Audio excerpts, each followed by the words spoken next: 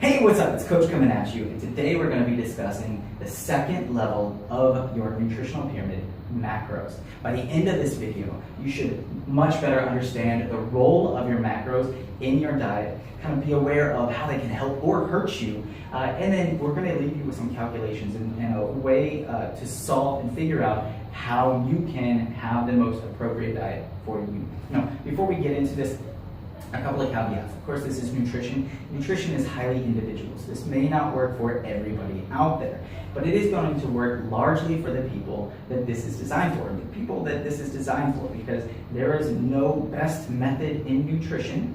There's only better methods, and we're constantly learning. So this is a better method for people who are working out and looking for weight loss. So if that's you, continue listening. All right? Let's move on into this. I should mention, I'm also not a registered dietitian. If you are looking, I'm highly passionate about this, but if you are needing someone with a lot more understanding of nutrition, you should go speak to a registered dietitian. There, disclaimer out of the way. So your macros. Your macros are your protein, your fat, your carbs, and your alcohol, and they are the nutrients that provide your energy to help you power through the day. They're the reason why you might have that afternoon slump. You're not getting enough of them, or you have that burst of energy after you have lunch, perhaps.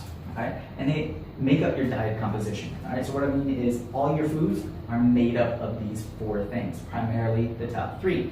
Yes, alcohol is a macronutrient. We're going to discuss that briefly. So let's move right on into your protein.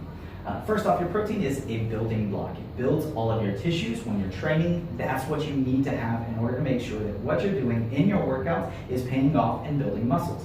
If you are not taking in enough protein, you won't build muscle. That's ultimately what we're looking at there. Okay? Additionally, when it comes to weight loss, multiple studies show that a diet higher in protein is more conducive to weight loss, and multiple studies have shown that protein is the most satiating nutrient out there, which means that protein is going to make you feel full longer than any of these others. Right? Your protein needs are going to change. They're actually going to increase as you lift and as you diet as well. So that's going to be important, and we want to keep that in mind as well. Moving it on to your fat. Your fat is an essential nutrient. What that means is you need fat in order for many of the vitamins that you consume to be able to use those efficiently or to use them at all. So you have to consume fat throughout your diet, and you have to actually take it in. You can't use the fat that is on your body for those vitamins. Also, fat is the primary source of energy for your mind, so it's really important. We want to make sure that we're not skipping down on them. Moving into carbs. Carbs is not essential. But carbs or carbohydrates are the primary fuel for your muscle movement, which means carbohydrates are crazy important for your training.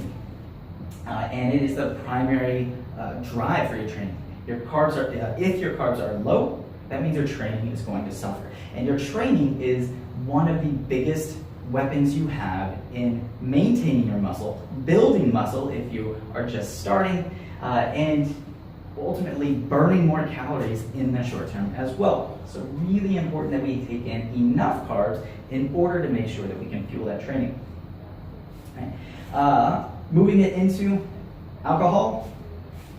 Well, ultimately, we know alcohol isn't good. It doesn't provide any energy. It doesn't do, or it does provide energy. It doesn't do anything else for us naturally. So I also mentioned how all of these macronutrients provide energy. Got it laid out here on the far side here.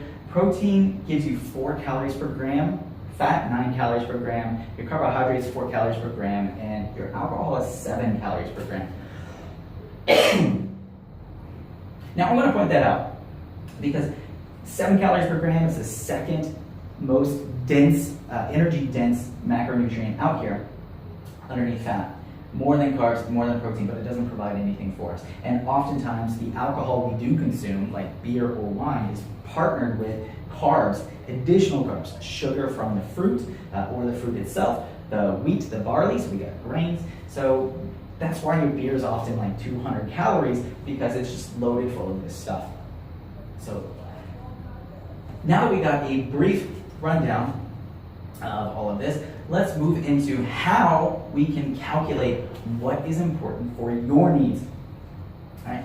You have primarily two different ways that you can calculate what you should be consuming, or what amounts you should be consuming: your protein, fat, carbs, and your alcohol. Of course, we're going to ignore alcohol. We're going to assume that that's in low moderation. We'll cover that or touch on that in a moment. And that is your percent of your body weight. You can calculate your protein. You can calculate, you take in 40% times your body weight. That's going to be the amount of protein you're going to be taking in. Or you can do percent of calories. Now, there's some pros and some cons for this. What that means, if we have a bigger person, then clearly a bigger person is going to need more protein and more carbohydrates than a smaller person. All right, so it gives us more energy. So it's more in tune with the size of the person, which is more likely to be with their needs. Unfortunately, it does not take into account level 1, calories. It is possible that we're actually, if we do all of this compared to, as a percentage of body weight, we are eating too many calories. Too many calories means you're not going to lose weight. As far as percentage of calories,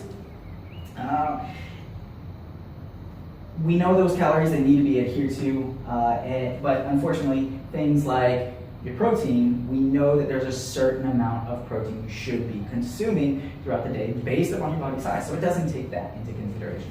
So what do? We're going to increase it, or we're going to combine it. We are going to do a percent of our body weight for your protein, but a percent of calories, and a percent of calories for that. So, percent of calories for your fat and your carbohydrates, a percent of calories for your fat, and a percent of your body weight for your protein. So this is going to allow us to make sure that we're taking in enough protein for our size, for our lean body mass, which is what the research shows we need to be hitting a certain amount. In fact, what the research shows, we should be taking in about 1.1 grams to 1.3 grams per pound of body weight for protein. That means for someone who weighs 200 pounds, they should be taking in, I can't even figure that right now. We'll hit that up in a moment. There is a base minimum. For you women out there, this tends to be really difficult for you to hit. Make sure you're hitting at least 1 gram of protein per pound of body weight. Base minimum, but this is what the research shows is most likely to be satiating and is going to keep that lean muscle that you have, keep you rocking on your diet. And this is really important because a higher protein diet is, from the research, going to keep you less stressed than a high carb diet. It's going to keep you more satisfied with your diet, or give you less diet unhappiness, if you will. And it's also going to cause you to be less fatigued. All of this is going to be really important because the diet sucks, and we want to make sure that we've got everything stacked in our corner in order to make it as easy as possible to follow that diet. Right. Moving into your percentage of calories for your fat. We want to make sure that our fat is lower. Now remember, this is an essential macronutrient, so we do have a base minimum that we should be hitting here. And that is going to be 0.25 grams per pound of body weight. So minimum, 0.25. Now, most of you smaller people out there are going to be shooting for this, your base minimum. But ultimately, we're looking at 15 to about 25% of our calories is what we want to be hitting up.